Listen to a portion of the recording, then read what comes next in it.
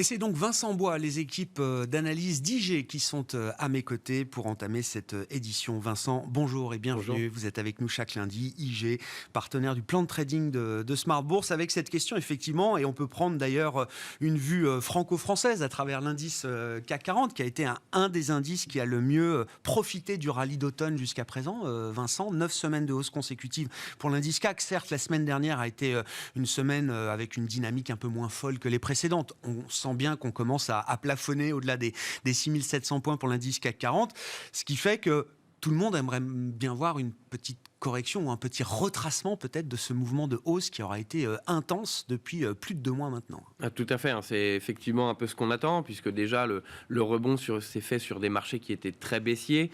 On a eu une accélération, peut-être certaines améliorations, peut-être pas sur le plan économique, mais plutôt sur le plan de l'inflation, puisque c'était le sujet primordial ou le premier sujet qu'on regardait. Mais on en parlait déjà il y a quelques semaines, c'est entre l'inflation, où justement on commence à espérer un pic, et puis se poser la question de la récession ou non.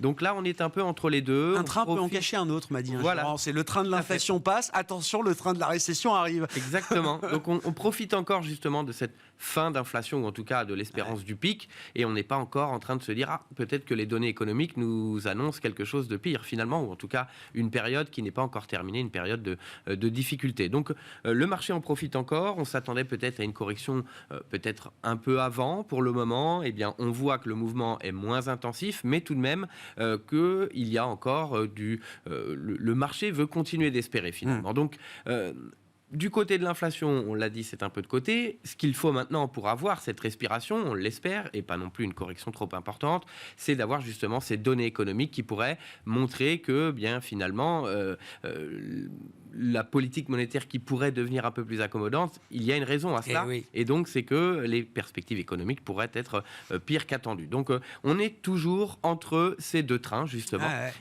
Mais ce qui pourrait amener, si on va trop loin, à une chute un peu plus brutale, puisque si on se dit que tout va bien un peu trop longtemps, voilà, la réaction pourrait être un peu plus brutale. Comment la situation se traduit graphiquement là, pour le CAC 40, justement Justement, sur le CAC, les 6800 qui ont fait office de barrière, résistance, donc sur les 6800, on pourrait espérer par la suite, au-delà de ces 6800, donc si cela continue sur le CAC, eh bien, le point au-delà, c'est l'ancien plus haut historique.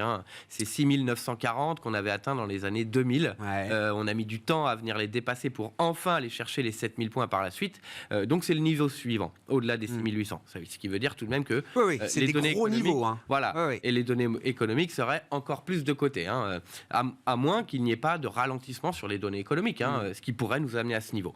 Là, techniquement, on a vu le CAC 40, 6800, retour en arrière, donc une hésitation.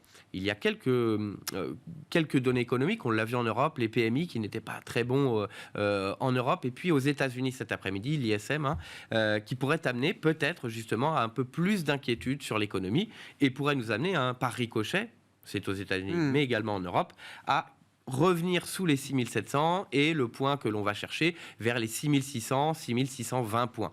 Sous ce niveau, attention justement, cela pourrait être amené, avec des données économiques encore moins bonnes, à venir casser les 6600 et à aller chercher des moyennes mobiles, 200, 100 périodes, qui sont un peu plus basses. Donc il faudrait, prise en compte justement des perspectives de récession, pourrait nous amener facilement vers les 6300. Il faut se préparer à un moment, à un schéma où les mauvaises nouvelles économiques ne seraient plus vues comme des bonnes nouvelles pour les marchés. Tout à fait. À un moment, il faudra passer par la case. Les mauvaises nouvelles économiques sont aussi des mauvaises nouvelles pour les marchés. Même si on a quand même encaissé beaucoup de pessimisme tout au long de 2022. Bien sûr, oui, tout à fait. Mais parce que les marchés conservaient leur vision de l'inflation, la politique monétaire. Donc maintenant que la politique monétaire devient plus accommodante, eh bien on se dit tout va bien, baisse de l'inflation, et en plus, on a peut-être des baisses de taux à venir. Mais s'il y a des baisses de taux, c'est peut-être qu'il y a... Le meilleur des deux mondes est parfois un peu compliqué à avoir. Comment est-ce que la situation se traduit sur le marché américain ? C'est intéressant parce qu'on parle de plus en plus du Dow Jones. Alors, c'est pas forcément l'indice le plus suivi par les professionnels des marchés et par les investisseurs professionnels, mais c'est quand même un indice un peu vieillot qui est revenu au goût du jour avec effectivement une reprise des secteurs hors technologie, plus industriels, plus cycliques, qui plus value peut-être voilà, qui sont également. impactés lors de récession, justement, beaucoup plus impactés. On suit plus le S&P, bien entendu, l'indice technologique. C'est la référence mondiale. Mais le S&P est à un niveau technique extrêmement important. C'est une résistance oblique qui a bloqué la progression depuis plus d'1 an maintenant.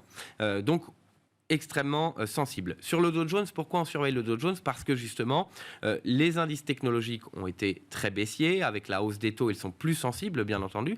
Ils ont besoin de taux bas pour emprunter des sociétés de croissance. Les sociétés cycliques, le Dow Jones, lui, est influencé par les risques de récession. Ici, on voit bien que le marché price le soft landing, puisque le Dow a pris plus de 30% depuis octobre. En revanche, si on voit des données économiques qui commencent à se tarir ou voire être vraiment négatives, eh bien le Dow Jones, lui, va passer à la baisse. D'autant plus qu'il a bien progressé. Alors attention à cette baisse qui pourrait être brutale sur le Dow Jones. Et il n'y a que 30 sociétés, mais 30 sociétés qui sont extrêmement impactées par l'économie et les perspectives économiques. Donc à suivre le Dow Jones qui pourrait nous amener, on parlait tout à l'heure de Caterpillar, qui est une belle donnée, une société qui est emblématique de ce qu'on vit en ce moment. C'est au plus haut historique, je crois. Au plus haut historique, en effet. Alors qu'en octobre, on était sur le plus bas de 2 ans. Donc voilà, en l'espace de 2 mois à peine, on est passé de $160 à $230. Donc voilà. Par contre, si récession il y a, eh bien au premier signe, c'est une des sociétés qui va commencer à chuter lourdement. Bon, d'un excès à l'autre, le marché cherche peut-être un nouvel équilibre qui soit en phase avec ce qu'on peut attendre de la macroéconomie en 2023. Alors, il y a une histoire nouvelle également cette fin d'année, Vincent, et pour ça, il faut regarder ce qui se passe en Asie et en Chine, notamment à travers l'indice Hang Seng de Hong Kong, tout à fait. qui, lui, se réveille également et qui a dû reprendre, j'imagine, là aussi 30% et plus depuis fin octobre, je pense, pour l'indice de Hong Kong. Un peu contre la tendance, là aussi, d'une certaine manière. Alors oui, parce que cela est parti de rumeurs, mais alors si on regarde un peu en arrière, la baisse a commencé avant les indices aux États-Unis ou en Europe. Donc on est sur une baisse continue depuis peut-être mars 2021. Donc voilà, 1 an et demi à peu près de baisse. Donc on commence à se reprendre, ce qui est tout à fait logique, au début des rumeurs de réouverture du pays, qui ont commencé comme ça, certaines rumeurs sur les réseaux sociaux, où on connaît la Chine et le parti, il était difficilement pensable que des rumeurs ou que la population allait faire changer les choses. Et puis finalement, ces rumeurs étaient plus ou moins fondées. C'est ce qu'on voit actuellement, la baisse des restrictions, la baisse des jours de quarantaine, plus des soutiens à l'économie et au système financier. Ce qui est plutôt positif. Donc une hausse qui est légitime et qui, on pense qu'en Asie, ou en tout cas en Chine, le pire est derrière eux. Donc un retour haussier tout à fait légitime, à voir si cela va poursuivre ou pas, parce que bien sûr la croissance chinoise est aussi dépendante de la demande qui vient d'Europe, des États-Unis. S'il y a des récessions ou des baisses importantes de la croissance économique dans ces zones, la Chine, bien sûr, le rebond sera moins important.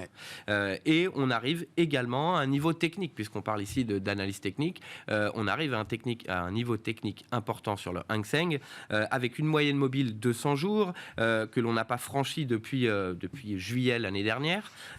Une oblique également, cette résistance oblique que l'on retrouve sur les indices européens américains. Donc on est vraiment sur un niveau important vers les 19 300, 19 400. Donc est-ce que la technique le niveau technique que l'on retrouve sur le S&P, que l'on retrouve sur le Hang Seng, pourrait amener à cette correction, au-delà du marché, des investisseurs qui se rendent compte que peut-être la récession vient, de voir une analyse technique, on est sur des niveaux, il est peut-être temps justement de laisser respirer un peu ces graphiques, de prendre ses positions, de prendre ses bénéfices. Ouais. Ce serait effectivement le scénario idéal d'avoir une petite pause, une petite consolidation, voire un retracement, une petite correction. Après un tel mouvement qu'on a pu décrire est assez global au final, on l'a vu avec le CAC, le Dow Jones et l'indice Hang Seng de la bourse de Hong Kong. Le rallye est assez global désormais et la participation à la hausse est nettement plus large que ce qu'on a pu observer jusqu'à présent. Merci beaucoup Vincent. Merci. Vincent Bois, analyste chez IG, avec nous chaque lundi pour le plan de trading à 12h30 dans Smart Bourse sur Bismart.